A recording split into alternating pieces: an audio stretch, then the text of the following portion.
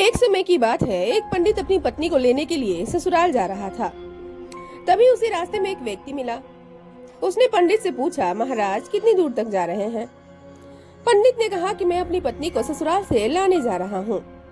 हैरानी से उस व्यक्ति ने पंडित से कहा कि आप पितरपक्ष में पत्नी को लेने जा रहे हैं? क्या आप जानते नहीं हैं कि इस महीने में किसी तरह का शुभ कार्य नहीं किया जाता?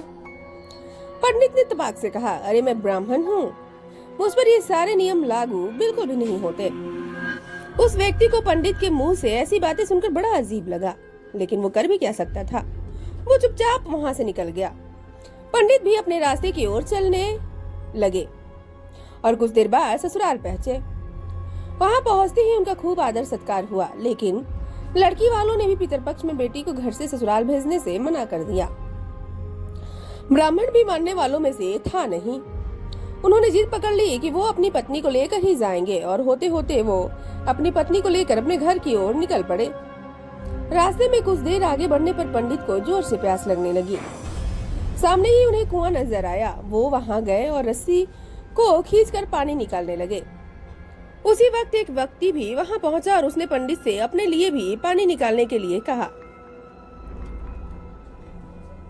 जैसे ही पंडित उसके लिए पानी निकालने लगे तो उसने पंडित को उठाकर कुएं के अंदर डाल दिया और पंडित के भेष में उसकी पत्नी के साथ रास्ते से आगे बढ़ने लगा।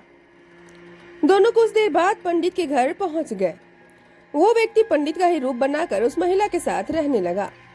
ऐसा होते होते तकरीबन 3 महीने बीत गए, लेकिन पंडित अभी भी कुएं में ही फंसे थे। कुछ दिनों बाद उसी कुएं के पास एक व्यक्ति अपनी बैल लेकर गुजर रहा था। बैलों के गली की घंटी की आवाज कुएं के अंदर फंसे पंडित के कानों में पड़ी। तभी पंडित जोर से चिल्लाया, बचाओ बचाओ, कोई है तो मुझे बाहर निकालो। बैल लेकर जा रहे आदमी को लगा कि कुएं से कोई भूत बोल रहा है। फिर भी वो हिम्मत करके कुएं के पास गया और पूछा, कौन हो तुम? पंडित ने कुएं के अंदर से ही उस व्यक्ति को अपने साथ हुई पूरी घटना के बारे में बता दिया। सब कुछ सुनकर उस इंसान का दिल भर आया और पंडित को कुएं से बाहर निकाल लिया। कुएं से निकलते ही पंडित फटाफट अपनी पत्नी से मिलने के लिए गांव पहुंच गया। वहां जाते ही उसे पता चला कि उसी के भेष में एक इंसान गांव में रह रहा है। पंडित ने अपने पिता को बताया कि मैं आपका असली बेटा हूं। इसने मुझे कुएं में धक्का मार दिया था और मेरा रूप लेकर यहाँ आ गया है। यही बात पंडित पूरे गांव वालों को बोलने लगा, लेकिन किसी ने उसकी बात पर भरोसा नहीं किया।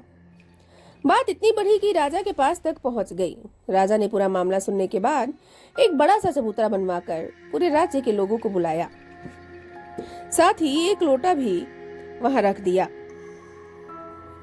जब सभी लोग वहां पहुंच गए तो राजा ने दोनों से पूछा, तुम में से असली पंडित कौन है?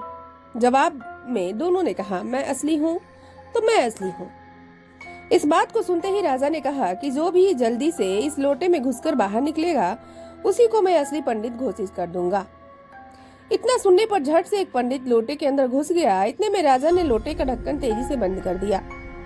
लोटे के अंदर बंद होते ही वो चिल्लाने लगा कि राजा मुझे माफ कर दो, मैं आगे से ऐसा कुछ नहीं करूंगा। इतना सब देखकर लोग समझ गए कि ये असली पंडित कौन है। सबको पता चल गया कि वो भूत था जो लोटे में घुस गया था। वह भूत पंडित को सबक सिखाने के लिए उसका रूप बनाकर उसी के घर में रह रहा था, क्योंकि वो पितृपक्ष में शुभ कार्य कर रहा था। तो आप लोगों को स्टोरी कैसी लगी प्लीज कमेंट करके जरूर बताइएगा। स्टोरी पसंद आई हो तो लाइक और शेयर करना ना भूलिएगा और सब्सक्राइब भी जरूर कर दीजिएगा। चलिए मैं मिलती हूँ आप लोगों से नेक्स्ट मजेदार स्टोरी के साथ। तब तक के लिए बाय बाय, टेक केयर।